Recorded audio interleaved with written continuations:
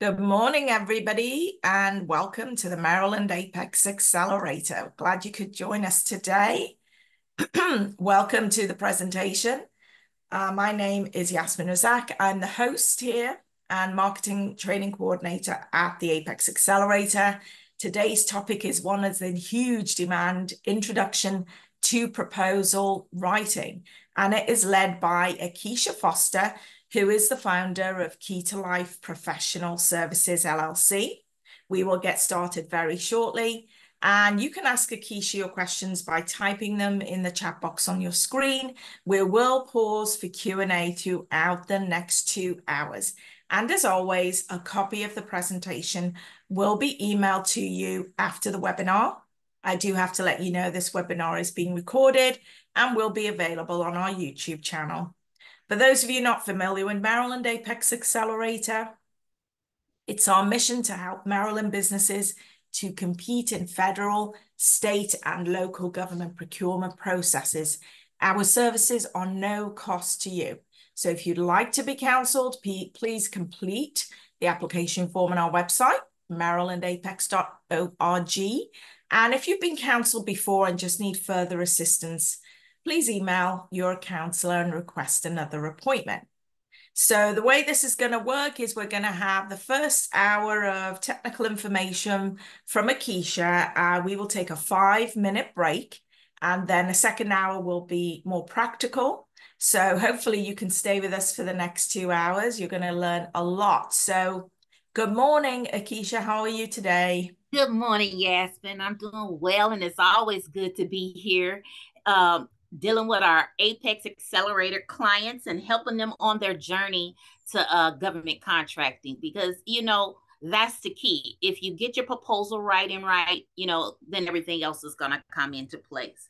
And hello, everyone, and welcome to today's class. And so before I dive into the topic, I want to talk about what we have been trying to do here at the Apex Accelerator. We're put on these series of classes to build on the concepts, so that way, if you took the first class, which was how to read and understand a federal or state local solicitation, then we had a class on how to find and bid on 25K less contracts, the simplified acquisition. Then today we're diving into the introduction to proposal writing level 1. So if you have not seen those classes, then please feel free to go back. We have our YouTube channel, and you can go back and watch those classes, because each class is going to get a little bit more difficult, and you would have to have had the class previous to that class, so that way you could be able to keep up with what's going on in the class. So that's why we always give that disclaimer, to let you know that you got to have the class prior, so that way you'll know exactly what's going on in that. Okay, so your instructor today. I've been doing this for over 22 years in the government sector. I'm a coach. I provide proposal support. I'm a consultant, and then a former contracting officer specialist, and a former Apex Accelerator counselor. So I've helped clients to win these contracts. I'm also in the Army Reserve. So if you want to look at my bio more, please feel free to look at it. But I'm telling you the things it took for me to scale in my business, and that was to learn proposal writing. That is important. And then when you learn proposal writing, then you'll feel confident to be able to go after those different opportunities. And so that is one of the reasons why we felt the need to have this training, is to make sure, especially when you're brand new in a government contract, the learning curve is very steep. So you happen to learn how to manage your business. You're learning how to write. You're learning how to market your business. You're having to go to those industry days. You're having to learn how to do a lot of things. So it was important for us to build a training that would encourage you, and then build on those foundationals. So for instance, in this training today, we're going to start with understanding what the proposal writing is, right? Then, I'm going to introduce them. We're going to talk about the proposal structure. We're going to break down those main concepts of the proposal. And then from the executive summary to the pricing strategy. But stay tuned for the pricing, because that's going to be an in-depth class by itself. So we're going to just hit on it here, but get more detailed and more granular in that class for that, because it's so much more that's involved in that. Okay. Then after we take our break, that's when we're going to go through the practical walkthrough. We're going to do a hands-on exercise where you get a chance to learn, ask questions. So some of those questions that you had about when you were writing. And so I encourage you to participate actively through this session and then ask those questions. Okay. So we're going to get started next. First, we're going to see who's all in the class. So how would you rate your current level experience with proposal writing? So are you a beginner? So that way I'm new. Are you intermediate? I have written some proposals, but I still got a lot to learn. Or I'm advanced, because if you advance, this class is not for you. You probably want to be in the proposal level too, because this one is, we're going to start on the basics. Because if you haven't established basics, then you're going to be ready to go to the proposal level 2. But if I jump straight into proposal level 2, then you won't have a good understanding. So that's why it's important for us to gauge who's in the audience, so we know how deep we need to get into training everyone. So that way we give you the keys and tools you need to be successful. So it looks like we are, so let's see, I'm gonna give about a few more minutes to let everyone Yeah, everybody's done it now, Keisha. Can you see the results? Yes, I can. All right, so we have 81% are beginners. Okay. And about 19% are intermediate. Okay, so that's good to know. So then knowing that we're in the audience, who's in the audience, that would really help me to gauge how to move forward with the training. So let's get started. Okay. Okay, so let me get to the next slide. Okay, here we go. So introduction to proposal writing. So what is a proposal? A proposal is a formal document that a business or organization submits to a potential client. So the agency. So we're going to submit it to the agency. Or if you submit it into another small business, proposals are important in your business, whether you're doing B2C, B2B, or B2G. So that's to consumers, to other businesses, or to government agencies. It's important. Now, oftentimes we just say RFP, but there's different types of art. So you got the request for quote, that's the RFQ. Then you got the request for proposal. Then you have the invitation for bid, or it could just be a source of sought notice or R5. So many times people use it interchangeably, but it is not. It's a proposal, but there's different levels to the proposal. You got a basic proposal, you got the market research proposal. So just make sure you understand which proposal that you are talking about. And in this session, we're going to really be talking about the RFP. That's the most, to me, the most comprehensive, the one that requires the most work. Okay, it outlines a detailed plan of your solution to meet that client's specific needs. So if you're providing janitorial services, they want to know, okay, you providing janitorial services. Okay, so what is your approach?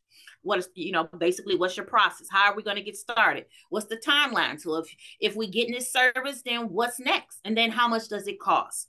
Normally the government is looking for that lowest price, technically acceptable. Sometimes they will do best value, but read the solicitation, then you will know exactly what they're asking for. They want to know what your qualifications are, and then they want to, and then you can use this for various sectors. So it's all throughout the different sectors, basically. But that's how it normally is.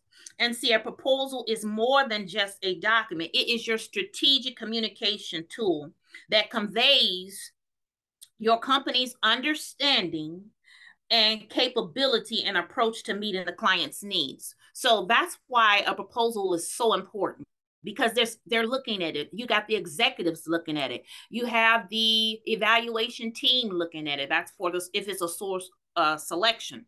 So it depends. So like I said, if you don't understand some things, please go back and watch the previous sessions, because I dive in a little deeper in that session. But this session right here is all about getting started with proposal writing.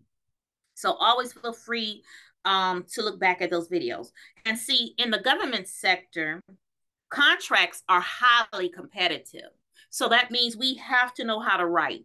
We have to know how to write, because you are in a competition. This is like the Olympics, right? Only one person's going to win that award. I mean that Olympics medal, that gold medal. And the gold medal is those contract awards, being that prime contractor. And the way you write could be the reason why you win or lose. Or have you priced the proposal correctly? So that's why we wanted to dive deep in here, so you can deliver a compelling, clear, compliant proposal, and that will help you to win. So now, understanding the proposal. So for this one, we're going to talk about the RFP.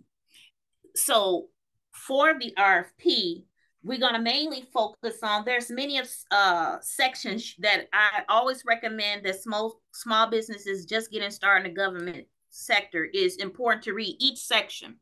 But as you become seasoned and been doing this a while, make sure you're taking your notes. So section A, you understand what section A entails. Section B, you understand what section B entails.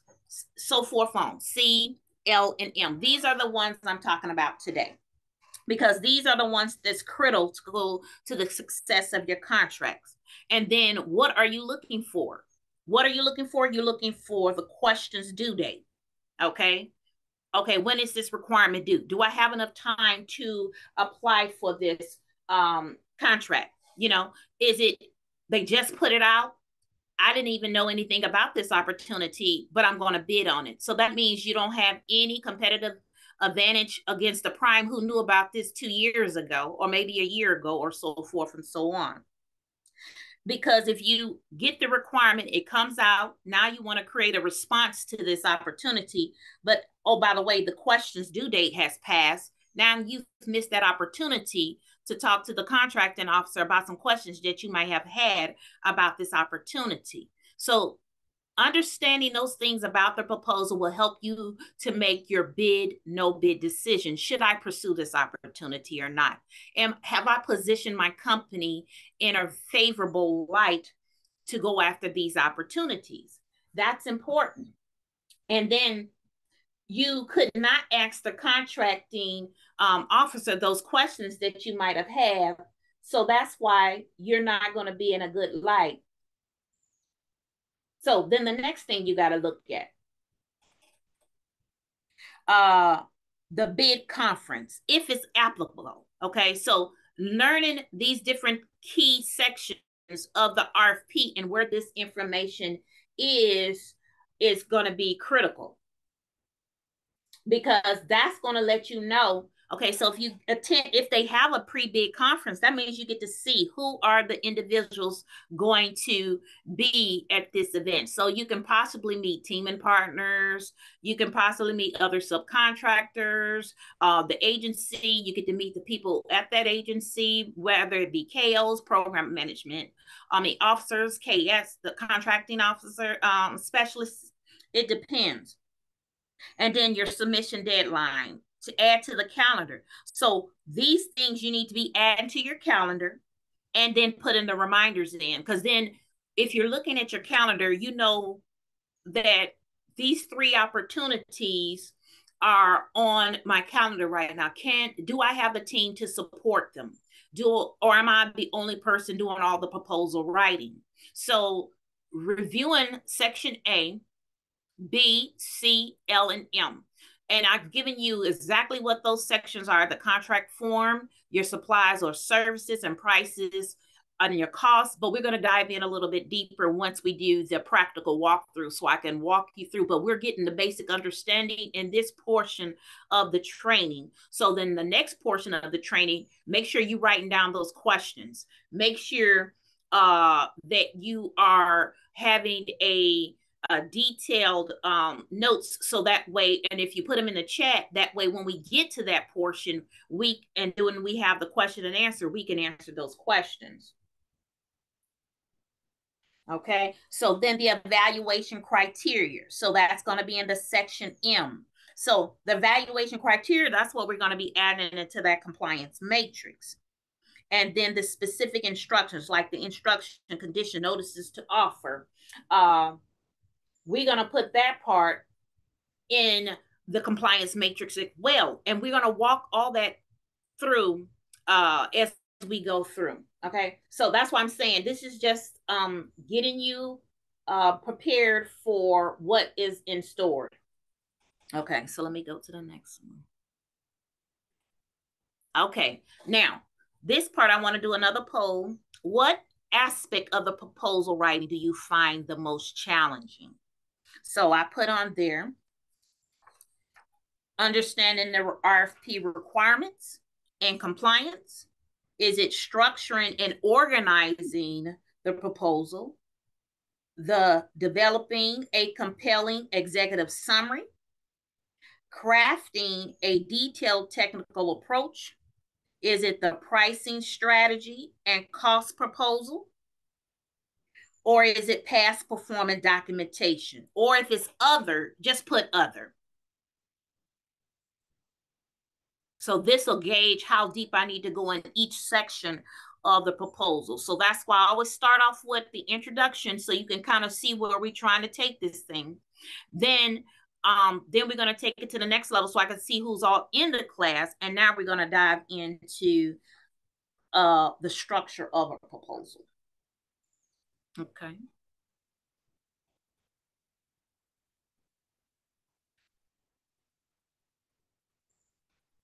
Okay, so is that, let me see, we almost there.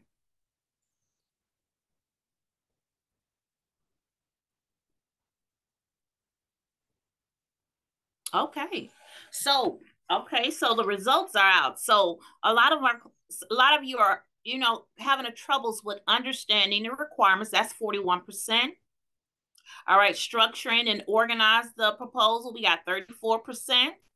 And then developing a compelling executive summary, we got 23%. Crafting a detailed technical approach, we got 48%. The pricing and cost proposal, we got 61%. So we have a lot of us out here are having a hard time with the pricing strategy and the cost proposal. So definitely you want to be attending the cost proposal training, because that's where I'm going to be in there diving deep, breaking it down each section. And then the past performance documentation, we got 39%. So all in all, we have a lot of challenges that we need to overcome. And so I'm definitely going to recommend that you continue to keep going through these trainings, continue to write, because I'm telling you, you learn from writing. You learn from practicing it over and over and over again. So you will always have that information out there. But before I keep going on, because I'm about to dive into the proposal structure, do we have any questions that we could answer before we get started in the training? Yasmin, do we have any other questions? No, just people responding to the extra challenges that they're having. So none so far. Good, good, good. So let's get in it. Okay, so the proposal structure, the key components of this RFP that we're going to be talking about is the executive summary, the technical approach, the management approach, your past performance, and your price strategy. Okay, so now the executive summary. Let's talk about the executive summary. The executive summary is to provide a concise overview of your proposal. It is normally written last, but appears first in the proposal. So many times I have my small business there go and start writing the executive summary. No, the executive summary should be written last. Only reason why I say, because you don't even know what the proposal You haven't finished reading the solicitation. You don't know what the client is asking, but you've already crafted your executive summary, because the executive summary is to those executives or those evaluators who's going to be reading that exec, and you want to be able to tell them that you've highlighted everything and you've read it, you understand what their challenge is, and that you have a solution for it. So that's why I always say, yes, we have to do the executive summary, but some requirements don't even ask for an executive summary. So basically, you'll just put that executive summary in like the intro portion for the company background information. So because every proposal and every agency does it different, they have a standardization. However, if they ask you in the instructions part to structure your proposal a certain way, then you have to do what the instructions say, because each agency has a reason or method or whatever they want to see that is more important to them. And so each agency has different importance on different things. Now, the technical approach is to describe your solution in detail. So the technical approach is to describe your solution in detail. And this section should clearly demonstrate how your solution meets that agency's need. So your client's needs, basically. Okay, so the technical approach, like I said, we're going to walk through it more deep, because I want to pull up that proposal that we're going to walk through and show you what they mean when they're asking you what your approach is. How do you plan on solving this problem? Now, the management approach is more to explain how the project will be managed, because sometimes they're going to ask for a management approach and a staffing plan. Sometimes they're going to just ask for the management approach because it's not really a complex buy or anything, but that's some of the information that they really want to know. Can you manage this project? And then what should be included in this section is your project management plan and your resumes, if they ask for key personnel, or they might ask for the key personnel to be listed under the staffing plan, your staffing plan, if they ask for it. So that's why it's important to know exactly and read the instructions, and then look at the evaluation criteria, so you know exactly what they're asking for and how they're going to grade you. Because the evaluation criteria is telling this is how we're going to evaluate you. This is how we're going to look at this opportunity. And so that's why I have to break each section down so you understand what are you putting in each section. And then the past performance. The past performance is to showcase your company's experience. If you're brand new, you just started this company. So then what should we be focusing on? Our relevant past experience as an employee, if you will, or as a subcontractor. You're going to have to rely heavily on that. But if the requirement says your company has to have 3 years of past performance as a janitor, the janitorial services, that means you need to partner, right? Because you do not have that experience. You just started your business. You've only been in business, maybe a year, maybe a year and a half. So you do not have that past performance that they're asking for. So then you know that you will have to be the sub, and then someone has to be the prime. So now, the key points that you need to make sure you're understanding is, if they're asking for janitorial services, then you need to give them same and similar occasions where you've performed janitorial services, or sometimes they call it custodial services, right? So then you want to give them relevant projects such as success stories, client testimonials. You can get your references, because you have to build credibility showing that you've successfully completed several projects for this.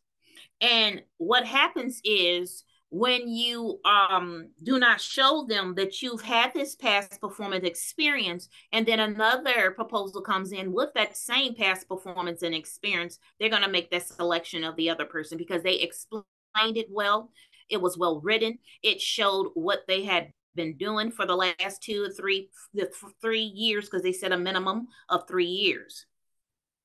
And then what should be included in the example. So like I said, I will also in the notes, you'll see what I'm going over to in the notes, because I always keep the notes in there so that way when you get your slides, you can go back and review things. If I went too fast, then you can make notes. And that way, when you get in your session with your counselors, if we don't get to that question in the session, you can always bring this back up to your counselor, and then they can walk you through some of the things. And that's that specialized, because some of you have specialized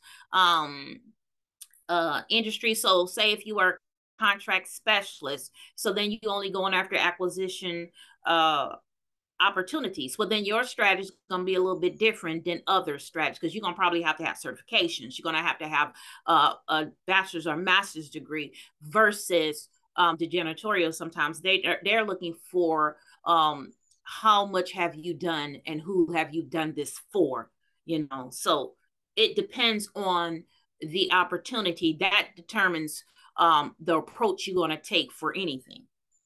Okay, so now what should be included in that past performance? You're going to put the contract or purchase order number, or if you only work with your clients, then you're going to put the client information, and if it was commercial or government sector. Now, and then of course, put the company name that you provided this for, or the business, or the client. So that way you're documenting, yes, I've done this before. It wasn't for government, but it was for commercial. If it wasn't for commercial, a commercial business client, then was it just for an individual client? And then if it's a contract type, put the contract type. Was it firm fixed price, time and materials, labor hours? So that's the level of detail they're looking for when they're asking you about your past performance. Now, what was your role? Were you a prime contractor? Were you a subcontractor? Were you an employee? And then always have your POC, whether it was a reference, the contracting officer representative on that contract, and then the description. The description should be what was in that statement of work if it was a contract. If it's not a contract and it was just the contract for the business that you were working for, you want to make sure it is similar to what was presented. I mean, that was in that solicitation. So that is the key to it. You have to make sure that this information is what they're asking for. If they're asking for general service, don't tell them about your IT services contracts, because we're not talking about IT services contracts. You could put that somewhere else. But past performance is same or similar. Same or similar. And then many times we have to make sure that so like I said, I put all of this in the notes so that way you can have a basis, because I knew it was going to be a lot in this training. So because it was so much that has to be talked about in this training, I try to put as much as possible in the notes. And then, like I said, this is the introduction. And then the introduction is just us laying the foundation and starting the proposal writing. But the proposal level 2 training is when we're gonna dive deeper into these concepts even more. Okay, and then the last thing on this slide, we're talking about the pricing strategy. That is to present your pricing in a way that is competitive and reasonable. Too many times, if your pricing is too high, you're going to be knocked out because the price wasn't competitive and reasonable. That means you had did your research. Has the company, has this agency bought this before? And if they've bought it before, have you researched that to see, yes, we've bought this janitorial services before, but they only paid a certain amount for this, but I'm way up here. So pretty much you've knocked yourself out of competitive range. So you got to be careful about that. That's why we always tell you to do your research. It's important to do your research. And then the key points of breaking down is breaking down your pricing. Did you do a competitive analysis? Did you go out there and look at anything? Did you look at past contracts? Did you look at FPDS? Did you look at USA spending? All these different acronyms I've talked about in previous training. So that's why this is a series. It's built on concepts and the foundation of, okay, you have to get this part first before you can move over to proposal writing, because you got to understand how to do the proposal writing. So like I said, and be sure to attend the cost proposal development class, because I had 61% that are struggling with the pricing strategy. And that's the most important, because you got to know your break even. Okay, so what do I need to do? And then you got to know your indirect costs and your direct costs. You can't just put all that, especially if it's a firm fixed price contract, you have to price that differently than a time and materials contract. So that's why it's important to understand the difference of the pricing strategy. Okay, what was the contract type? Is this one say firm fixed price, and you trying to break out all your pricing, and then you thinking no, that you got to know which one is it. Is this a time and materials? Is this a labor out? What is this? What is the contract? So that's why we got to do another class on that, because that class is going to take a lot of time to go through the pricing strategy. So I always tell them your homework. What I always give is homework. I recommend you create your own templates. You have to create. You don't even know what's in the template, because every proposal will be different. I know we love templates, but you have to customize those templates every time, because they're going to change the way they do things. They're going to change how they put stuff in templates. They're going to do everything. So your homework is always to create your executive summary, create your technical approach, create your management approach, create your past performance. All of these are templates, and they're going to be customized for each opportunity. And before I go to the next slide, I want to make sure I cover any questions you might have for these key components of the RFP before I get to the next part of the tools and resources. Okay. So Yasmin, do we have any questions that I need to cover? Hi, Keisha. Let's have a look through. Some of them you may have addressed already, but I'll just go through some of the ones that have been repeated. So let's see, let's scroll through. Will you be providing information on this presentation? I'm trying to take notes, but you mentioned that you already have notes in the slides. Is that correct? Yes, we have I keeps all the notes in the slides because I knew it was a lot of information. Yes. Okay, next, is there a template? When we say template, we saying executive summary template? Are we calling it a technical approach template, a management approach template, past performance template, the pricing strategy template? So because the training is to teach you how to make your templates. Okay. Should past performance be a large portion of the RFP response? Past performance, okay, so that's a good question, because you'll see in the evaluation criteria, it's going to say past performance may be 20%. Sometimes they might say past performance is only 15%, and the technical approach is 35%. So past performance is whatever the contract dictates in the evaluation criteria.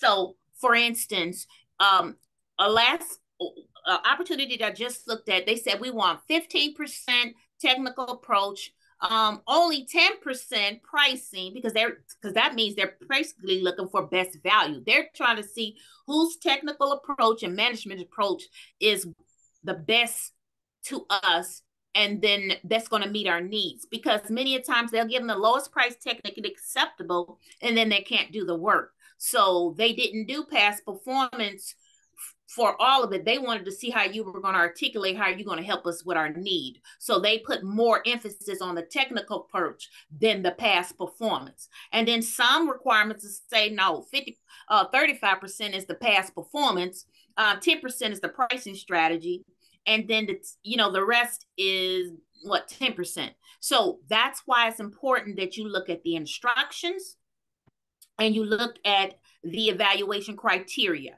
And because agencies don't always call it according to their sections, that's why I tell you what you're looking for, because sometimes in one requirement that I'm going to show you in our practical walkthrough, they didn't even call it out as instructions. They called it out because it was an RFQ.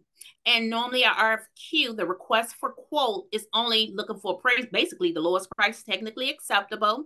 And then they're looking, because that means they're looking for price. They want to see who can do it the cheapest and give us what we need. I'm not going to even say cheapest, the most affordable, right?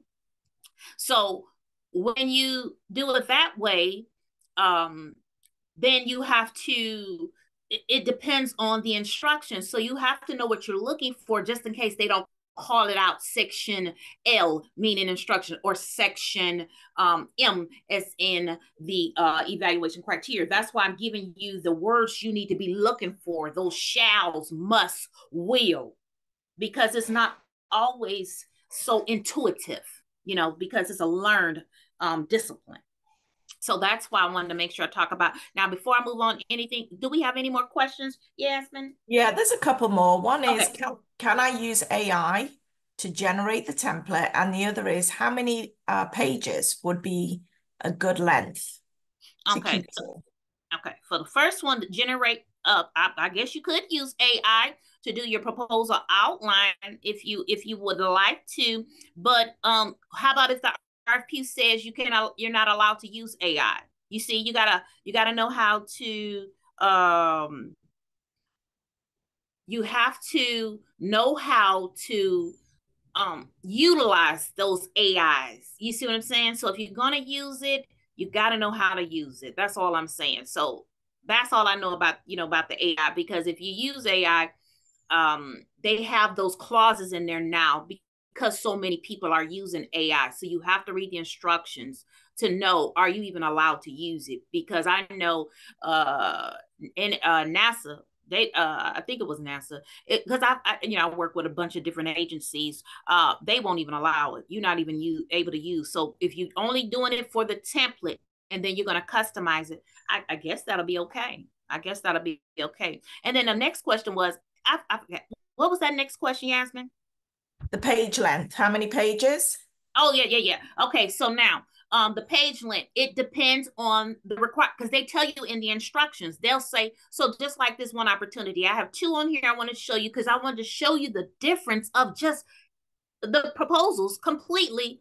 And you have to read those instructions, because one of them requires only 2 to 3 pages, while the other one requires more pages. So it'll tell you the technical approach can only be 5 pages, or the past performance, your resume can only be 2 pages. So in the instructions will tell you exactly how many pages. And if you don't have any instructions, then that means you can put what you think is necessary. But most of the times they'll tell you how many pages they want in the instruction section. Okay, that's all for now. Thank you. Okay, perfect. All right. Okay, so now let's talk about the tools and resources for the proposal writing. Okay, so I always believe in doing a compliance matrix. A compliance matrix is your checklist. Okay, when you first start and do business, you don't have that budget that's going to be able to get that proposal software, because some of the proposal software is like $800, $1,000. I mean, it's very pricey, because it's more for the established small businesses and up. You've already got your thing established. You're going after opportunities, because those opportunities can pay for the software. But when you're first getting started, you can't pay for the software. You need to be able to utilize those tools that's going to help you get everything up and running first. And templates. So that's why I say, yes, create your templates. And if you want to use the AI to help you create the templates, that's fine. But you got to customize it for each opportunity and for different agencies, because agencies might have stuff placed in different sections because they're different agencies and they just do things different. That's just the way it is. And then they will aid you into responding to those opportunities really quickly. All right. So that's why for softwares that I know of, you have the Loopio, the 123 Math, Visio Thread. You just have to go out there and do some research on the proposal softwares, because sometimes they don't list their price because they want to do a demo, right? So they're going to demo you so that way you can see, okay, this is what's in the software. And then they want to know a little bit more about your company. How many people on your team? Do you have 1, 2, 3, 4? Because then they're going to customize the package for you. Or maybe a team of 3 can only, and then the price. So that's why you can't just blanket the proposal software. So that's why I just put what have I knew of these 3 that I know of for sure.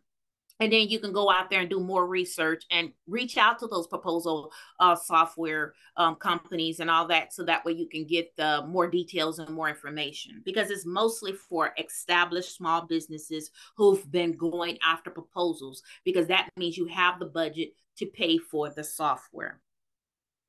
And so we're going to start off with the compliance matrix. So that's why I said I always give that disclaimer. The proposal software is pretty penny.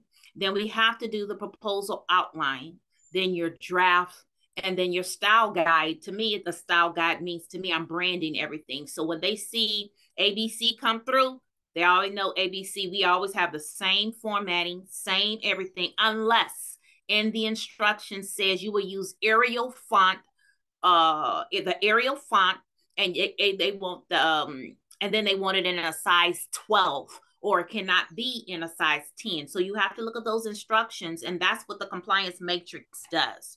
It helps you with putting together your ideals and what. So let me go right to it. So the compliance matrix. So as you see, I put an example of the compliance matrix. This is a basic compliance matrix. You can take away from it. You can add to it. You can do whatever you want to do to display the information that you're looking for. So a compliance matrix, also known as a compliance checklist or cross matrix, is a tool used in proposal writing to ensure that every requirement outlined in a RFP, RFQ, even in your source of slot notice, whatever, is addressed and you have met it in your proposal.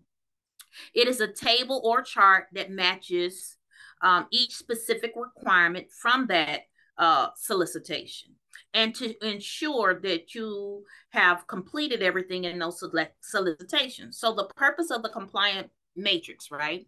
It's to ensure full compliance, because notice when you're reading those opportunities, it'll tell you if this is not compliant, you're going to be knocked out the evaluation. They're not going to evaluate it because you didn't even do what they asked you to do. You understand what I'm saying? So what they do is they disqualify everybody, and then whoever's left over for those companies, that's the ones they're going to evaluate. You understand what I'm saying? So that's why it's important to create this. It's just a little basic checklist, so that way you making sure, yeah, I completed this one, I completed this one. This part is in progress, this part. And then I even go so far as to say, it ensures that you didn't miss anything, because too many times, oh, I thought I did section L-2, but you didn't. You see what I'm saying? You missed it. But if you had your checklist, you would have seen that it was not completed, right? So then you also want to make a column for your requirements. You can put the instructions. You can lay it out whoever or however you want. The point is you just need a checklist. You need something that works well with how you review requirements. Because some people might have 7, some people might have 4 rows, some people might have 8 rows because they want to color code it, put conditional formatting in there. That's up to you. But we want to start somewhere. So start with this. You have to start somewhere. And then as you keep doing more proposals, you'll say, oh, no, I want to add this column. I want to add another column. You see, you'll learn how to do all that, because you just, the point is to get started. And then you can tweak it how you want. Now, the compliance matrix provides a clear roadmap. So say you have proposal writers, you got a technical writer, then you have the person who's going to be writing a management approach. Then you can assign those individuals, create another column and assign that individual. Okay, so we know Akeisha's working on the technical approach, and then someone else is working on the past performance, and then you'll put in there so you know who you're reaching out to, and that's for people with team. But if you're doing the whole thing yourself, then you still need that checklist, because you need some form of way to keep up where you are. Where did I leave off? Because you're multitasking, you're doing so many things, you're answering phones, you're helping your team member, you're doing everything. So you have to have a way to see where you left off when you were working on the proposal. Then it also helps you to facilitate the review process. It's good for the reviewer. So say you ask a organization you to put this proposal together, you think it's ready. Oh, I'm going to ask a proposal company to review it so they can give feedback, or they're going to want to see your compliance matrix. They're going to want to know that you've done your due diligence, because they're going to quote you one price, but then they get the opportunity and see you have missed this, that, this, and the other. Then that means that rate gonna go up. So that means they're gonna have to have more time. They're gonna have to create all the artifacts that you did not put in there. That is your past performance, your key resumes, whatever. They're going to have to create it. So that helps them address and find and to quickly assess where you need help or where you may be lagging or where something might be missing. So that's why it's important to have that compliance matrix. So many clients have reached out to me, and our first question I'm asking is, where are your compliance matrix? And so that's how they know, well, you're very brand new, because if you understood the importance of the compliance matrix, you would not skip steps in the compliance matrix. Next, they want to know the components of it. So like I said, we got section. So you see the first section I put was the RFP section, or RFQ, the invitation for bid, your sources sought notice. You just have it for that opportunity. And in that column, you're going to list the specific section or paragraph number for the RFP where the requirement is found. So if you found it in section C-1, then put C-1, and that's the technical approach. And then it'll also say, so on the proposal section, you could have put for the proposal section, that's basically for the performance work statement or the statement of work or the SOOP or the statement of objectives. You can change the titles how you would like it. It's just, I wanted to make sure you understand that you have to create it, because you could put this one as section L. You could put this one, that's the instructions. You could put section M, and that's the evaluation criteria. Then you can add your assign a column for the person who's going to be assigned to take care of that. And then you have your section for the comments. But start somewhere, create something, and then you can tweak it and then use it. Too many times we create these templates and we don't use it, and then we don't learn from it. It's a living document to be edited, to update it, to be used to make your team better, quicker, and faster. And so the requirement description, this column is a brief description of the summary of the requirement. Keep it brief. If you put too much information, it's going to overwhelm you.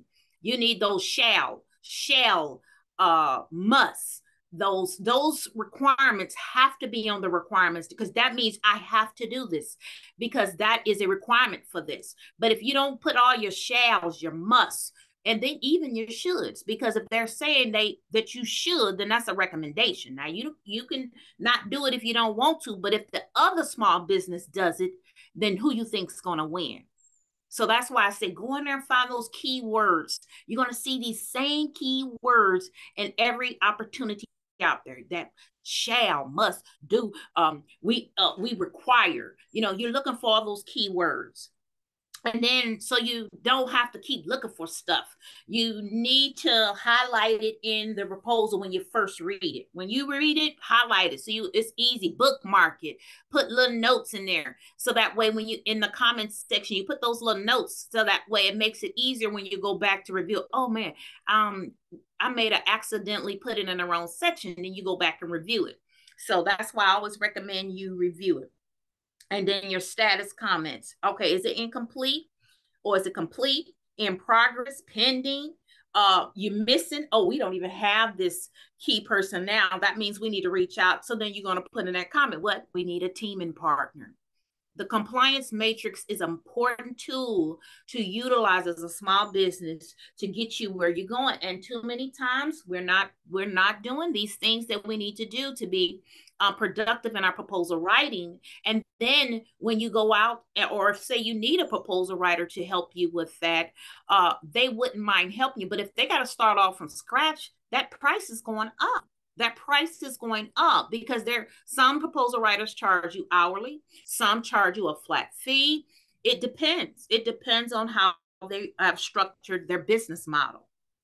So I always tell you, the homework assignment for this: complete your compliance matrix. Create a compliance matrix template to use with each opportunity you are going to pursue. And then you can customize it. You're going to start seeing the trends.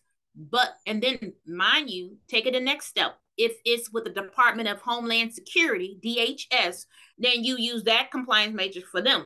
But if it's DHA, then you're going to use that, because you'll notice that the same types and trends for DHS looks about the same. But if you at DHA, they do theirs completely different. Or if you go to the IRS, they do theirs completely different. you'll start noticing those trends, and then you'll have that compliance matrix for that agency. And then that and so forth, just like we tell you with the capability statement with everything.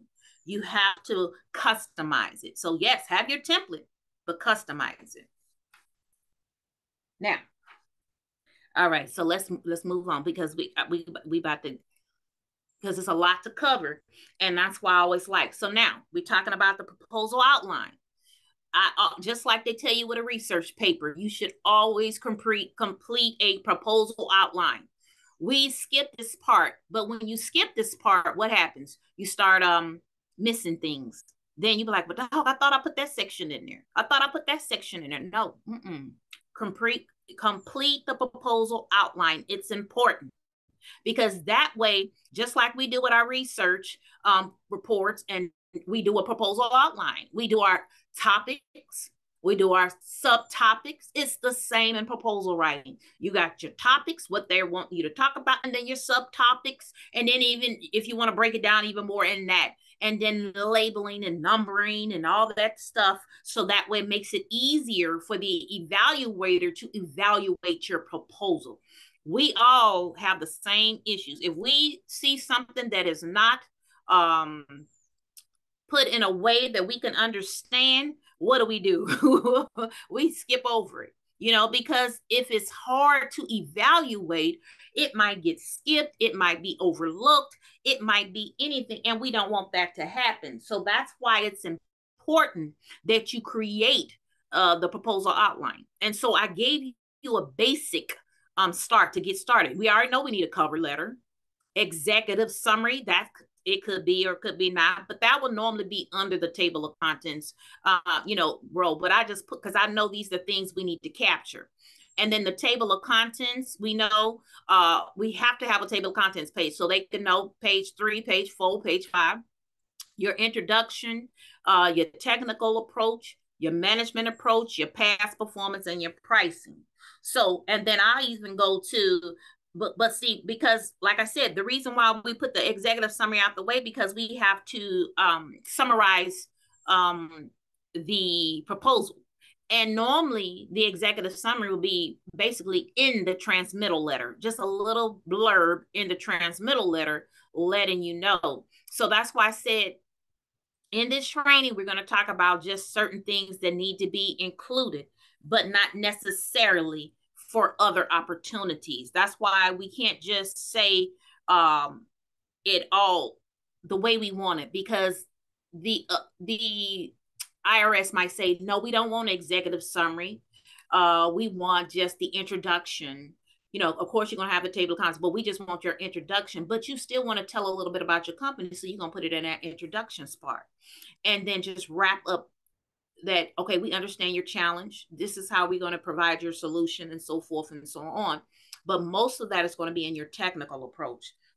So now in the introduction, we're going to do the company background, right? So in the company background, we're going to talk about, the company, but then you got to understand the client's needs. So sometimes when I want to really, I know the customer through and through, because I've been following them. I've been to their industry days. I've been to their networking events. I've done all my research. I've had some of their matchmaking events. I know them through and through. Then I will push the understanding of the client's needs first, and then introduce my company and how we can help you. You see what I'm saying? So it's all about, but if you really don't know the organization and you just, oh, I think I would like to work for DHA or DHS or whatever, but you don't understand, you got to have a facility clearance, and then you wonder why you can't get through because you don't know the customer. You don't know that this customer requires security clearances. So that's why it's important to get to know these agencies. So that, and the way you do that is when you're creating your proposal, you're going to have to talk about how you're going to help that agency meet their needs. And then the technical approach, basically what's going under that one is, like I said, we're building subtasks, and all these notes you will see in the notes section, because I knew you were going to have some challenges with trying to write everything that I was saying. And it's a lot, and it's going to be deeper when we go into proposal level 2, because this is the basic overview. The notes section is going to be in those slides you get at the end of the training. So remember the notes section, because you can't display that on a screen. you have to put it in the notes section. And because I can't display the notes section like that, that's why I had to give you the notes at the end of the training. But that's why I'm going over it in detail so you can get all the information that you need. All right, so now the company background, we talked about that. We're talking about the technical approach, the solution and description. Okay, that's going to be in the technical approach. Then your methodologies and your processes. How did you come to that conclusion? How are you going to give them this service that they need? How did you come to that conclusion? And then in this next one, you're going to talk about the alignment to the task. So specific tasks. So if they got task 1-1, task 2-2, task 3, you're going to talk about each one of those tasks. And then you're going to have that subtopic. Okay. So they know that you've addressed it. And then you can easily go in there and put where you referenced it, because we always love to say cross-reference everything. So that way, you've addressed that opportunity.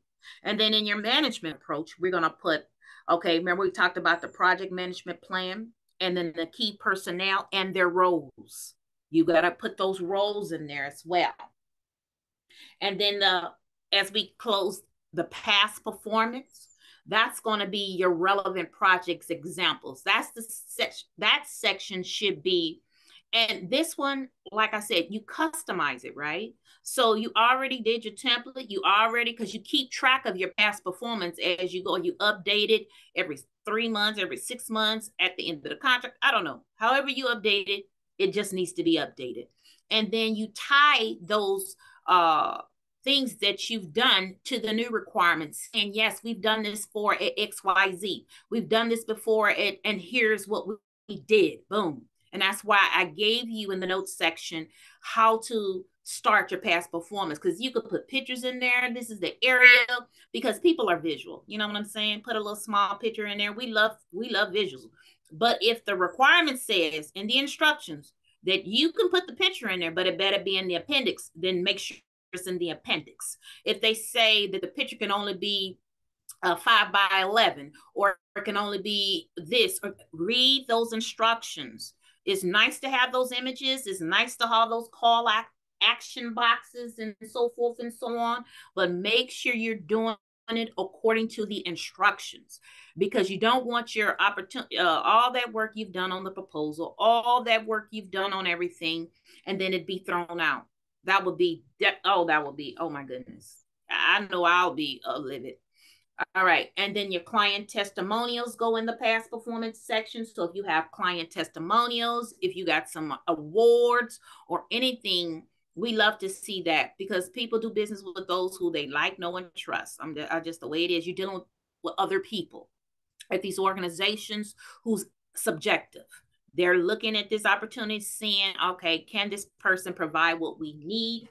And then the last and final thing is pricing strategy and your cost breakdown. Now, sometimes you're going to get a template. They're going to give you a template. Sometimes they are not. So you have to create your own template. How you break down your pricing, how you're going to list your pricing, because in the event they don't give you that template, you're going to have your own. And so that's why I always, because if you know how you got your pricing, okay, this is how we came up with our pricing, stuff like that, then that just looks good. And then you'll know how much profit you're going to make on this opportunity. You're going to learn a lot of things like that. So that's why I always say, make sure you understand how you got your pricing. You've done the analysis so you can see, are we going to break even? Are we going to make 5% on this one? Are we going to make 2%? How many people do we need? And so forth and so on. So I just want to make sure you understand that the pricing strategy is not so easy. So like I said, when we have that training for the cost proposal, that's when we'll dive deeper into that training, because it's just not enough time in this session to go over the level of detail that you need for pricing. So that's why it's important that you attend the cost proposal training. And then, okay, so after we come back from our break, Then I'm going to start setting up for the practical walkthrough. So when we come back, we're going to jump right into the next session.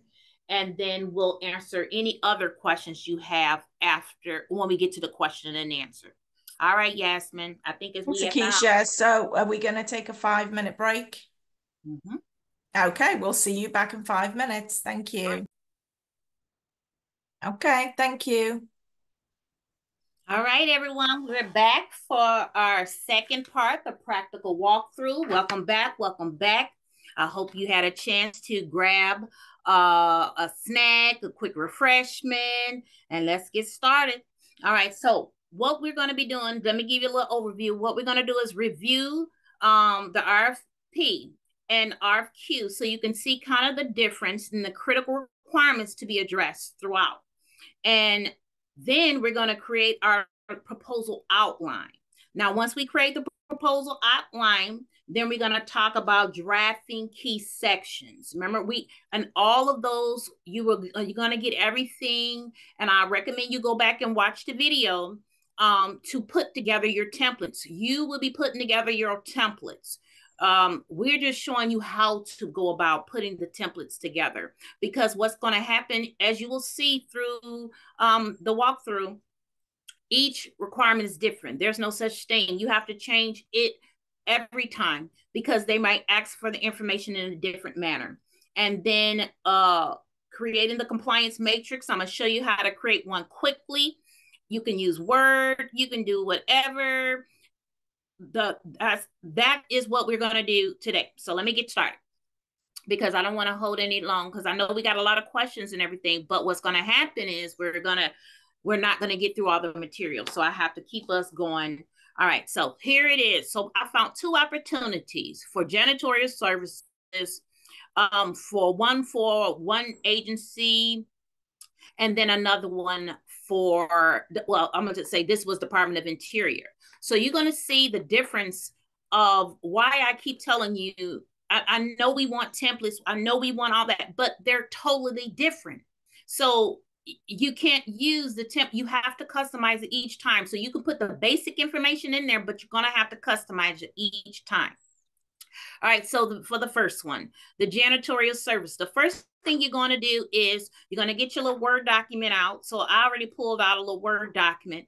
And what you're doing is you put all that information in here, the requirement, the links to it. And then you're going to start grabbing the information from the documents, because that's how you can build the compliance matrix. You can do it in Word, you can do it in Excel, however you want. So what I always have them do is when you're starting to build out, you just hit that insert button. You can hit a table, however you want to do it. You can get 1 set, 2, 3, 4, bring it down, and then put that information in there. So that is how you start building your compliance matrix if you want to use it in Word. Only reason why I like Word is because you can, it has even though you have spell check in Excel, I just kind of like Word better because that's my preferred method of doing it. You can put it in landscape, you can do whatever you want to do. That is your preference. But the key information we need to know is, when is the question due date? That's what the slides are for. I recommend you print them out. I recommend you use them as your guide when you're first getting started, because and then you can make notes on those slides. You can do everything. So when you get in your session with your counselor, then you can say, hey, this is where I got stuck. This is where I need a little bit more help with. This is where I need to focus on more because I didn't get that when we were in the session, but I got the basic foundation of it all. So, the first thing you're going to do when you're looking at that, okay, what is it? It's a combined synopsis / solicitation. We talked about in training before. So like I said, go watch those trainings. This training is for us to do proposal writing. All right. Now, we know it's a total small business set aside. We see the PSC code, house cleaning, custodial, janitorial, and then the place of performance. So that way we already know we did the bid decision. We already know that we want to go after this opportunity. We can do this. So that's why I always tell you, do not skip this part.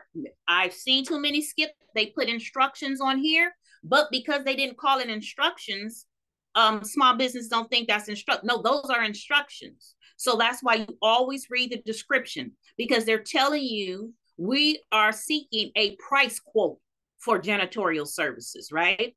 And location. And they said all quotes should be based on the attached statement of work, right? SOW is a statement of work, and the janitorial services checklist. So they're telling you two things they're going to be looking at.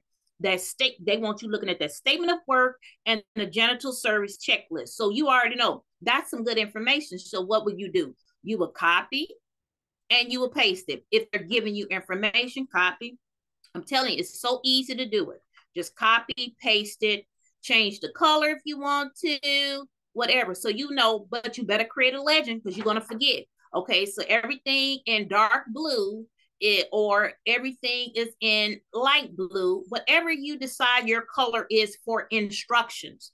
So it's clear, you can see it. I know what I'm doing. You make your legend and all your instructions better be in blue. So if you say purple is going to be the evaluation criteria, everything you're going to copy and paste in here for the evaluate, you'll know it's purple. And that you got to use that same color scheme throughout. Your team needs to know that purple is the evaluation criteria, blue is the instructions, and then your statement of work. So we know this one is a statement of work. It did not say performance work statement. It said statement of work. It didn't say a SOO. That's the SOO, statement of objective. This is a statement of work. So like I said, and then when you have time, go research, go look at what these things are, go watch other videos. You're not going to get everything from this video.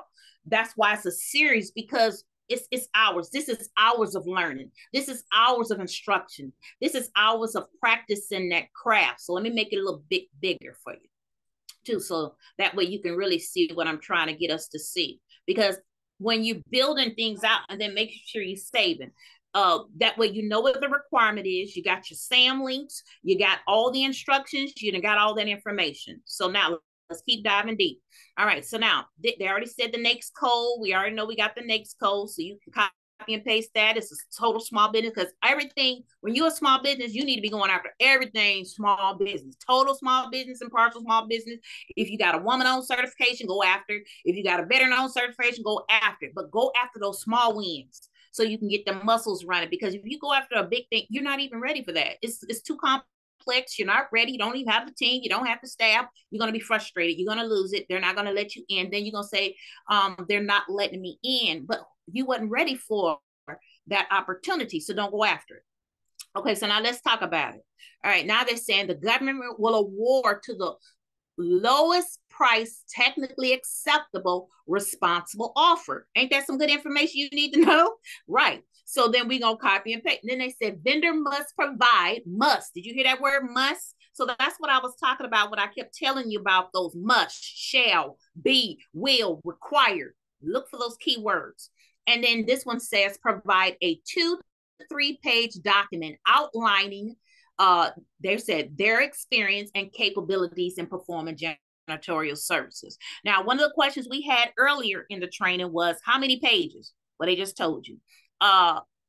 For the technical part, they only want 2 to 3 pages. So that's basically explaining the statement of work. And they want a copy of that janitorial services checklist. So then you would take that information and you will put that same thing. I'm telling you, it's so easy to just copy it, paste it, put it in here, because you got to start somewhere. You can just hit enter and paste that information down here. You format it later. You do all that other stuff later. Right now, we're reading the requirement, pulling it, building our proposal outline, building our instructions, building our compliance matrix. We're building the tools to help you to understand, to go through the prop. Because too many times I see it, you read it, you ain't wrote no notes, you haven't took any notes, you haven't identified the minimum requirements, then you spent all this time on this opportunity and you don't even meet the minimum qualifications. You're going to spend all this time. So that's why it's important when you're reading it, it's active reading, active taking notes, actively qualifying it, doing a pre-qualification, so you know exactly what the opportunity is, asking, yes, I can do it, let's proceed. So basically, you're doing your pre-qualification right now. You're pre-qualifying this opportunity. Then they're saying notice to officers. Now, offers. Now look at this. Funds are not presently available for this requirement. Award will be made in accordance with the Federal Acquisition Clause 52.232-18, availability of funds. Now, mind you, you done sent here, you spent all your time and energy, you created this wonderful proposal response, and then they tell me that it's been canceled. So you might have to eat that cost. That's the risk of doing business with the government at times. This opportunity, they're telling you up front, hey, we haven't got the funds for this one yet. And so if we don't get the funds, it's going to be canceled. The government reserved the right to cancel this solicitation either before or after the closing date. So you see, that's a risk. That's a risk. So that's why it's important that you read. Don't skip. Don't just look at the attachments. Read everything. All right. So that's a good thing to know, but you still go after because you need to practice. When you're brand new in government contracting, you need all the practice you can get on writing proposals, because it's just like that bell curve, that learning curve. At first, it's going to be slow and hard and arduous. It's going to be challenging. It's going to put you to the test. But if you keep doing it, you're going to start seeing those trends. You're going to have several templates. You've replied to this agency several times, so you've gotten good at it. You know what to look for. You know what the trends are. You know how many times they bought this service. You know that they normally buy their service. Now, if it got canceled, it had to have been an important reason why, because they normally always award or do the line of accounting for these opportunities. So that's just the risk of doing business. But listen now, they said the period of performance for this requirement is being procured as a base period with 4 executable option years. Now remember, they don't have to exercise those option years. But if you're performing very well on the contract, you're doing everything that they ask you, they will most times renew the extend the option years. So, but remember, they don't have to. It's just a nice to. So don't go out there and get the first contract, buying everything out there, and then they don't renew their contract, and then you stuck with all that stuff involved. Now, so that's why it's important.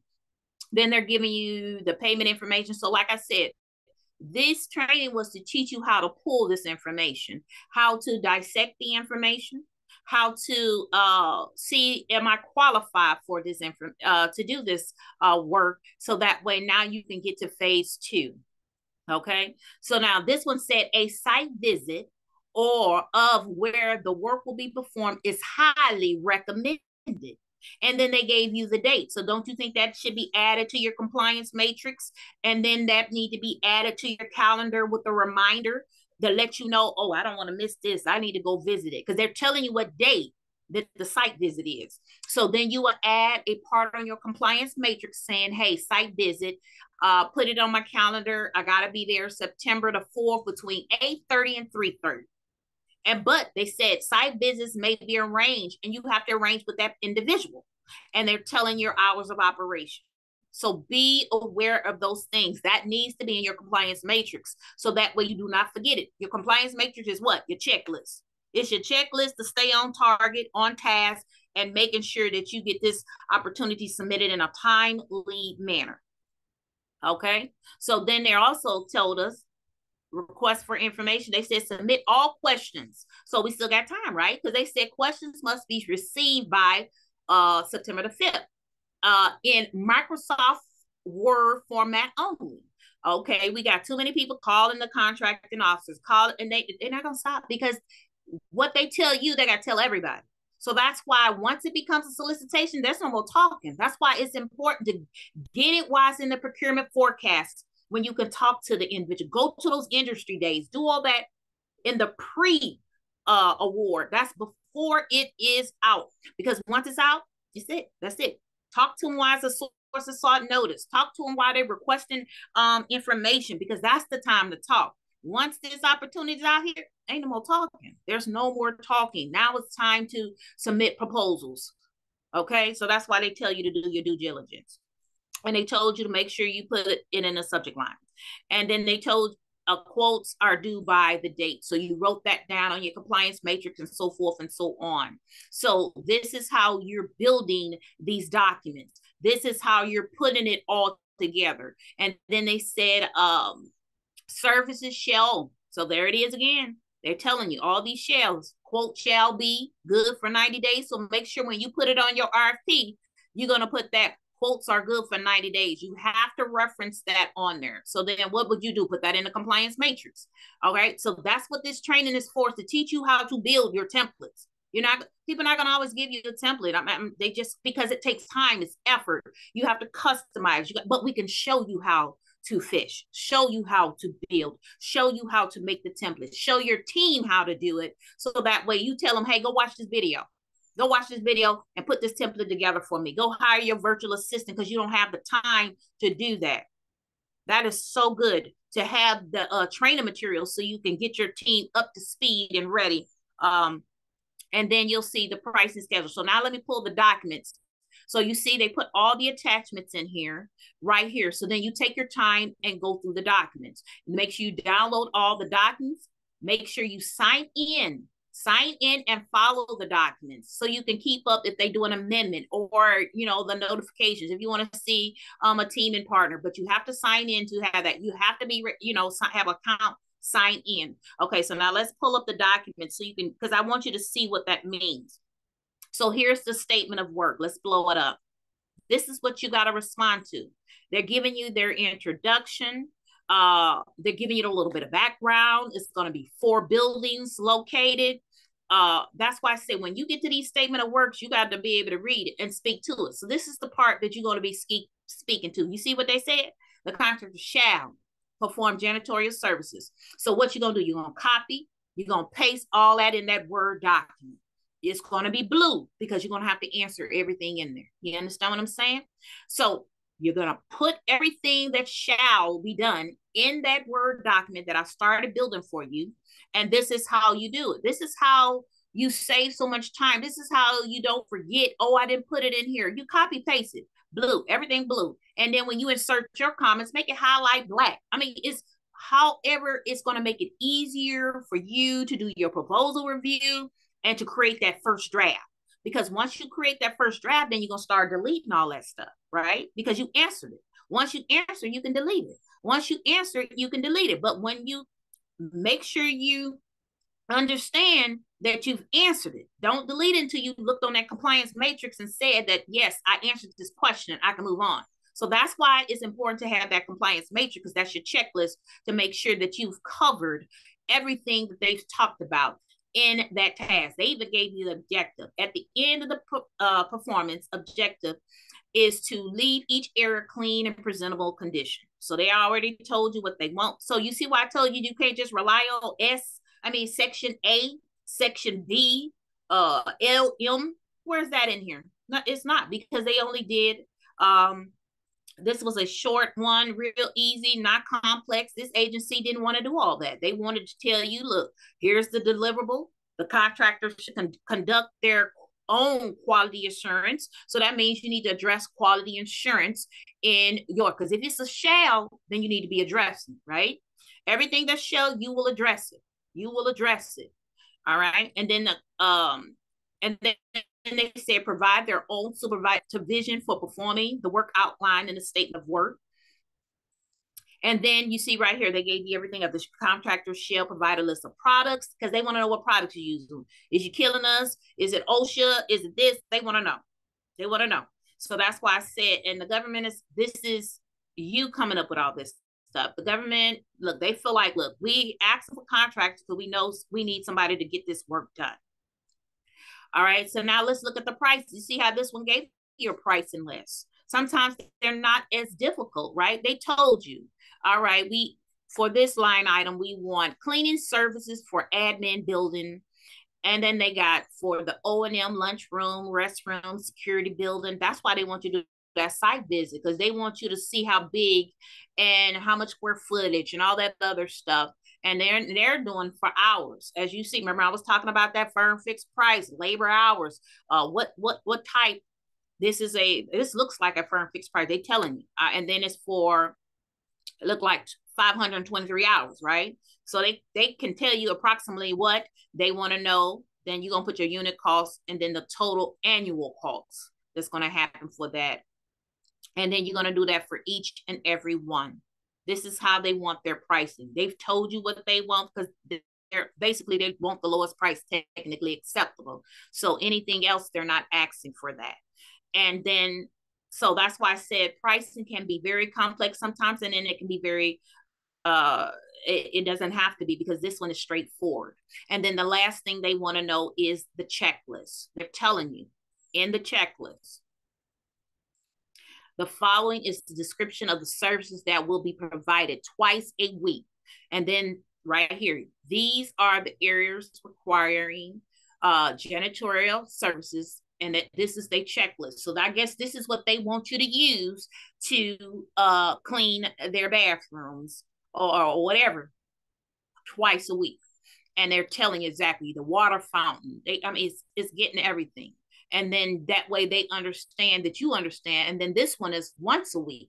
They're telling you for the administrative building, that's once a week.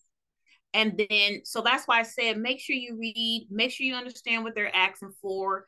If they ask for any additional information, if they're asking you, they're telling you what the locations are, they're telling you all the information. And if your company can do this, this is good for you. So that's why it's important that you have these different trainings and you know how to start putting this stuff together. And then you're going to put it in your, once you build that table of contents, then you could probably, but they didn't ask for, they just told you had to review this. So that means you have to tell them that you've reviewed it, you understand what they're asking for, and so forth and so on. And then when we get into proposal level 2 training, these examples that I'm going over now and getting started, we're going to finish it in the proposal level 2, because I knew I could only use 30 minutes per opportunity. So we can go deeper in the next training. So that we should have all our templates created. So when we customize it, you already know what the opportunities are. These are the working things we're going to be covering in proposal level 2. So then that means you should have been already did your homework. You done download them. You got all your questions. You got everything ready for when we hit the ground running and proposal 2. I'm not going backwards. I'm going to tell you to go back and watch the video, because this session is for us cleaning up the executive summary. This session is for us doing our management approach. This session is for us doing those different things for the next for training. So now let me pull up the next one for the other opportunity. But before I pull it up, let's go back over the next one. So we've went over here. You see exactly how you go about it, how you pull the documents, and how to review the documents. So that one is good to go. Now let's go to the other one. That's why I kept telling you it is completely different for different agencies. Now, for this one, they put a lot of information out here. This is a solicitation too. They're telling you this is a total small business set aside, and they told you where the place of performance. Now, this one is the same thing. There's going to be a janitorial services with a base and 4 optioneers. They're telling you right here that for this one, please see attachment 1, the performance work statement. So now remember, on the last one, we had the statement of work. And now on this one, we have a performance work statement. So that's the difference between this. So remember, before our next training, go in here and get these opportunities that's out on SAM. All you have to do is go search them. They're out here on SAM, and get these opportunities and prepare and start looking at them, dissecting them, and getting ready for the next training. Now, it told you, see the attachment 1 performance work statement, which I'm about to pull up. Now, they give you even more detail. They said the incumbent contract, this is a follow-on, right? So that means this is a recompete. I mean, this is somebody, you're going to have to bid for this contract. So whoever got this contract already, you're going to be going against that person, because they probably going to want this contract again. And so because they're going to want this contract again, that means you need to really understand what they're asking for, because you may win it or you may not. So that's why they're telling you to take account of this when you're contemplating making a bid, no bid decision. Note the performance work statement does require more frequent cleaning than the previous contract. So basically, when they have the contract out there, they learned lessons learned, all this, and then what happened is they probably added lessons learned from the previous contract to this new contract. So when you look at this new contract, you'll see this one is 28 pages, right? So this one is completely different. This one is giving you more of the structure that we talked about, sections A, B, the sections L and M and so forth and so on. So that's why it's important that you understand how to read a contract, what is involved in a contract, how do I write to it? How do I speak to it? And then this one tells you, so as you go through this contract, they give you the background. You see, they give you more background information with this agency. They give you the scope of work right here with this agency, the period of performance, and they're just giving you a lot of information so you can see. They're telling you there will be you see that? The contractor shall develop and maintain an effective quality control program to ensure services are performed in accordance with the performance work statement. So what that means, we're going to add this to our compliance matrix that we need to do a quality control plan. There's so many of them out there on Google. So also another thing I wanted to bring up, if you can't, just start somewhere, get a template from Google, and then you have to customize it, because that is still not going to meet this requirement. Any document you get, anything you get will have to be customized. Okay. And then with the contractor's proposal, as it is an evaluation criteria. I mean, this is the evaluation factor. So they're going to be evaluating this, basically what they're telling you. So they're going to look at your quality control plan and they're evaluating. So that's another thing you're going to add to the compliance matrix. And then they're telling you the rest of the information. So that's why it's important that you read all this information. So let's keep going, because I want to get you to the statement of work. They're talking about recognized holidays. Like I said, go back and watch the training that I gave on how to read a requirement. Right now, we're working on writing a requirement. And then they're just telling you the place of performance. So understanding where the place of performance is key. Then they're just telling you all the other things that we've already talked about in our previous training.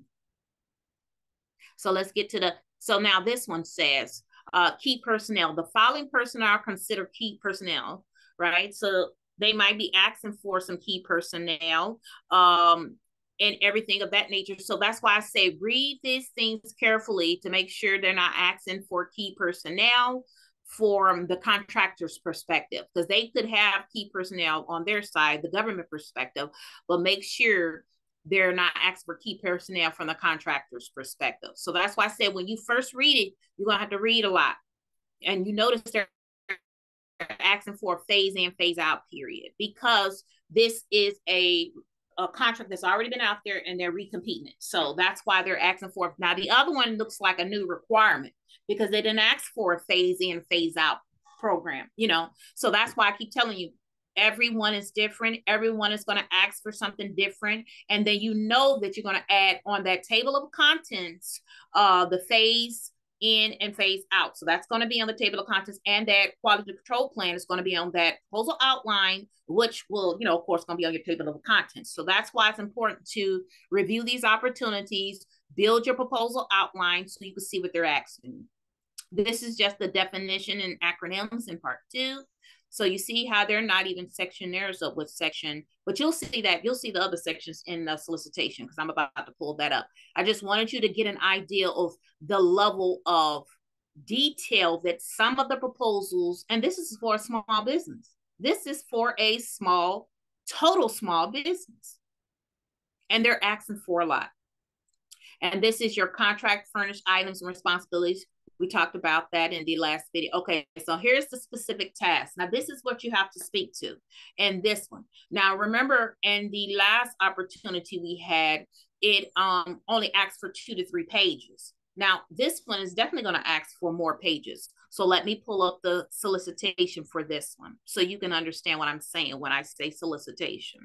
So now this one right here is another. Now, mind you, the request for quote sometimes doesn't ask for a lot of information. Sometimes it does. So that's why when you hear people say the request for quote don't ask for all that, yes, it does.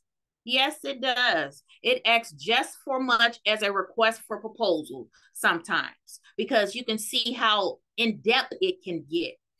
But it's for small business. So that's why they're looking for established small businesses who can work that. So remember when I was telling y'all previous in there about the sections. So remember when I talked about section A, the contract form, this is it. This is the contract form in section A. And that's why I said the main ones you need to be focusing on, because this is the one you're going to be signing, right? You see how they're giving you a little bit of information in here? The site visit is going to be virtual and in person. Now, if you can't make it to the in-person, then definitely be on virtual, but you want to go do the site visit. You do not want to miss out on those site visits. I had a client who did not go do the site visit. They won the contract. Then they weren't able to perform because it was too big. It was massive. They had took on more than they could, bit off more than they could chew. So, and that didn't look good. So now they're having to scramble and find another team and partner. Then if you don't perform, then you could get that cure notice saying, hey, you need to fix this within 10 days or we're going to terminate this contract. So you don't want to be on that other end, not being able to handle what you told them that you could. And so the reason why I talked about that important, you see how you have to sign this? You have to sign this on 30A, 30B, and 30C. That's where you sign it. That you've read the documents, you understood what being asked of you, and yes, I'm committed to doing this. So that's why it's important that we go over this training with you all to really help you out. And then you'll just keep reading all the different documents. But let me get to the instructions where you need to be. Remember, we talked about those instructions. And then if you keep on, it'll tell you which areas everything is in.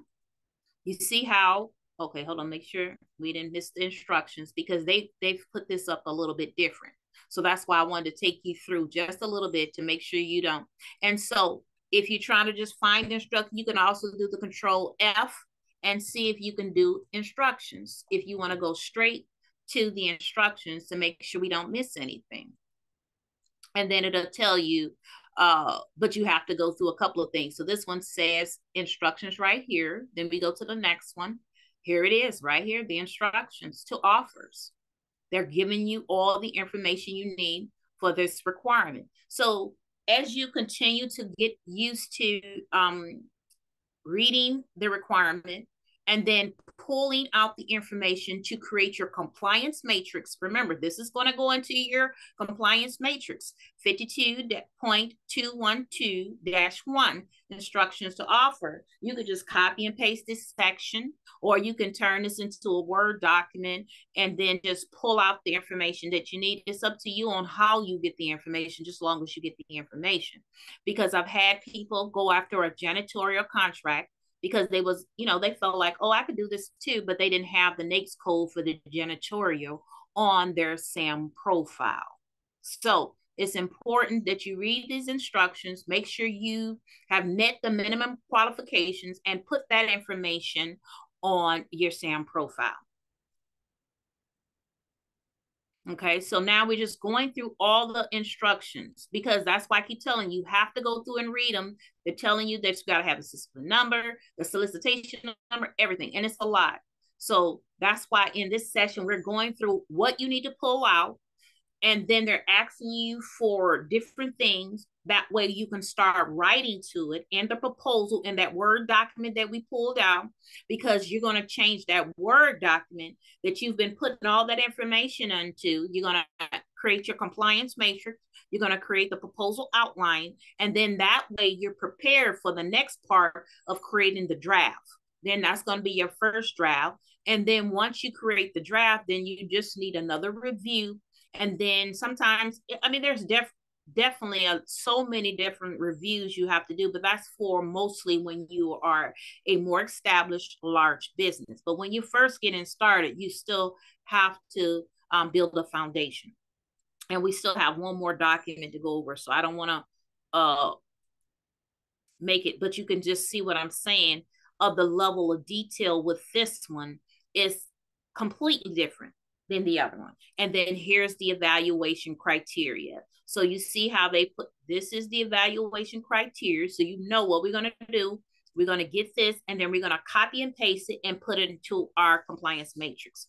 The government will award a contract resulting from this solicitation to the responsible offerer, whose offer conforming to the solicitation will be most advantageous to the government, price and other factors considered.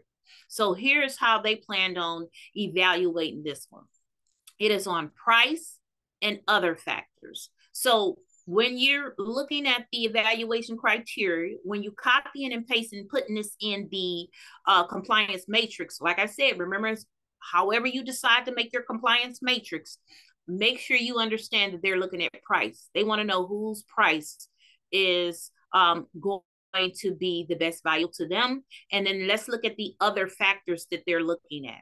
So we already know it's the price, and now we need to see if they put the other factors in here. So an award will be made to the contractor whose proposal conforms to the solicitation and represents the best value to the government based upon price and other factors. The low price may not be the deciding factor for the solicitation, but an trade up in price must be justified by the more advantageous technical capability and past performance. So what are they going by? They're looking for the technical capability. So you're going to have to address that. So remember how they kept saying technical approach, technical. So they're saying right here, technical capability. So technical capability is what you're going to put on that table of contents. That's what you're going to be speaking to, because what they ask you to speak to, that's what you need to be speaking to. And if they're calling it a capability, the technical capability, that's what we call them, technical capability. And then the past performance, they left the same. They didn't call it anything other. And they said no award will be made above available budget. So if your price is above their budget, they're not going with you. Or they want to know, they said, or at a price that can't be determined to be fair and reasonable. So basically, they're just not going to evaluate your proposal response because it's not within their budget.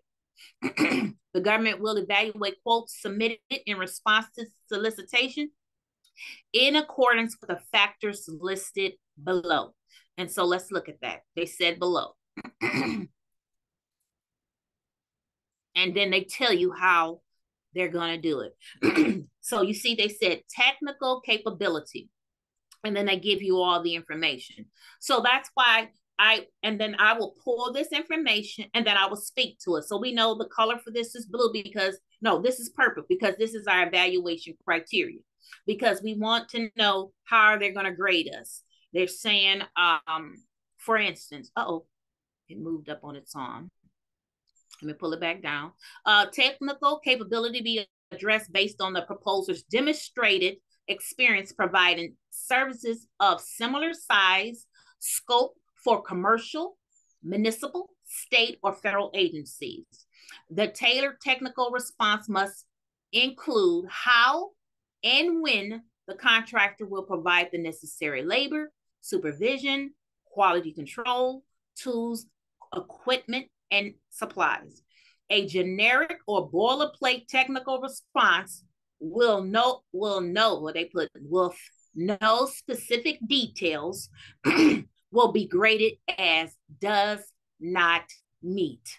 You understand what I'm saying? So that's why I harp on this so many times. Do not try to put no generic boilerplate language in there. They're going to know. They're going to know. Because that's why they keep moving things. So you have to customize it. Because if they didn't, people wouldn't customize it, or people wouldn't take the time to make sure they're answering all the questions. So I get why they do it. And it does make it more challenging. But that is why we tell you all the time, if you create a template, you still have to customize it. And then they said the contractor must demonstrate qualifications and experience of the specific key personnel. That means they're talking about their supervisor and or foreman to provide cleaning services for administrative facility. So they're telling you all that information. Contractor must provide resumes and or they said summaries of key staff qualification. So that means if they're wanting a team of 5, then that means you're doing how your team going to be working. That means you're going to have to put that team summary of those qualifications, and you have to make everything not so long because you got to squeeze everybody in there. So you're going to have to be concise and straight to the point. Concise and straight to the point. And then this is what they want to know for the past performance. So you will read everything. They're telling you how they're going to look at the past performance. And then they're saying because they're looking at the C parts, the contract performance assessment report, they're looking in SAM, they're looking in FPDS. And then they said prices will be revealed to the technical evaluation board after other factors are graded and will be deciding factor among other similarly graded. So they already told you how they're going to do everything. And so that's why I always tell you, these are the first things I look at first when I'm going after a contract. I go to the contract form. I'm looking at the performance work statement or statement of work. I'm looking at the evaluation criteria. I'm looking at the instructions because I want to know, do I meet the minimum requirements? Because if I don't, then I need to move on. So they already told you they're looking at the technical capability, price, and then past performance. And they point you to the direction of where you should go. So that's why it's important when you first, this is your first one, you need to make notes. You need to put your comments. So, if they say, I'm going to put a comment next to this, or I'm going to highlight, or I'm going to that, so you can come back to it. And then if you need to, print it out, write on it, and use that as your guide for pursuing other opportunities with that agency, so forth and so on. So now, then the last thing, because I want to cover this before we get ready to close, because as I told you, I told you it's a lot. It's a lot going on when you're doing proposal writing. There's a lot of things that has to happen. And that's why we had to break it up into series, is because I didn't even have time to take many questions because there's so much I need to cover before the end of the session. And the details require so much information. Okay, because I want you to see the instructions, how to do the formatting and stuff like that. So if those questions like we had earlier about the page count and all those other different things, you have to go in here and find that formatting for the page counting. And then when they're not asking you certain things, so then you have to go in here and figure out some things they're not going to tell you. They're going to leave it up to your judgment. And then sometimes they will tell you. So for instance, let's see if they put the format in there. Let's see. Okay, so they didn't call it format. So let's see what they did call it. Nope. So then that means sometimes when you're trying to, get to answers quick, it's not always in there. So you have to go through and dive in there and look for the information because it's not always easy to get to. That's why if you read the RFP or the RFQ in whole, you'll see where they're normally putting the sections for each opportunity, because I'm still looking for the page count, the highlights. It could be in the instruction part because I didn't go through all of the instruction part because I wanted you to see what the evaluation criteria looked like. And then understanding, because they'll tell you how to package it. So they might have put it, let's go back to the instruction.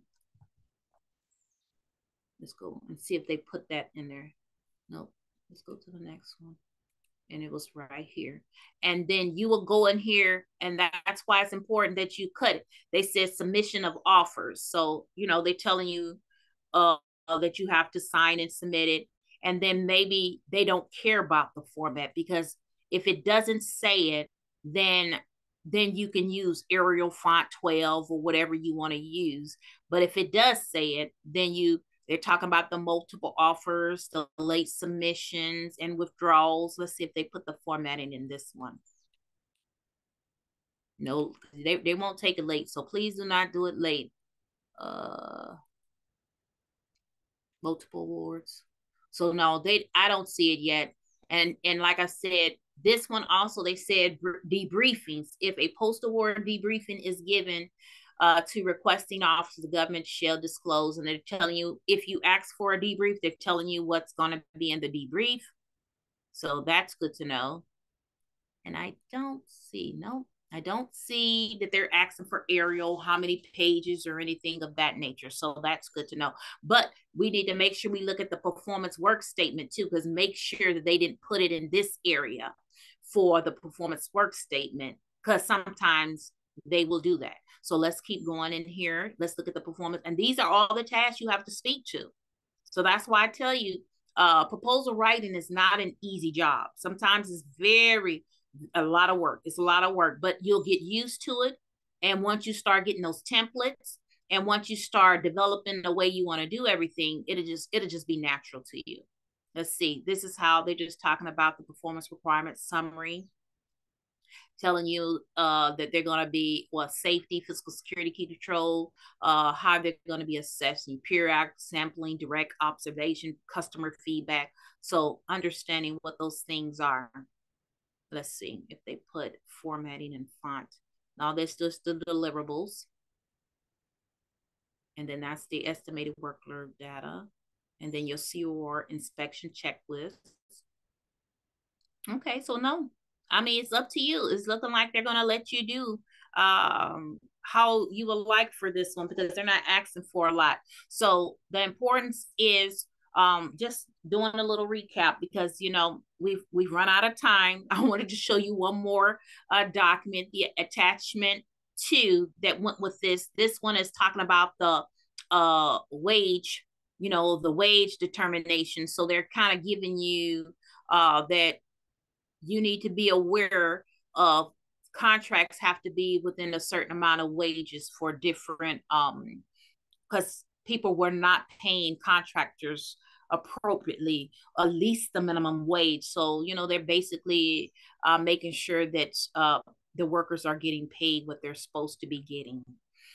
Okay, so we have a few minutes left for questions, and I don't want to not take any questions.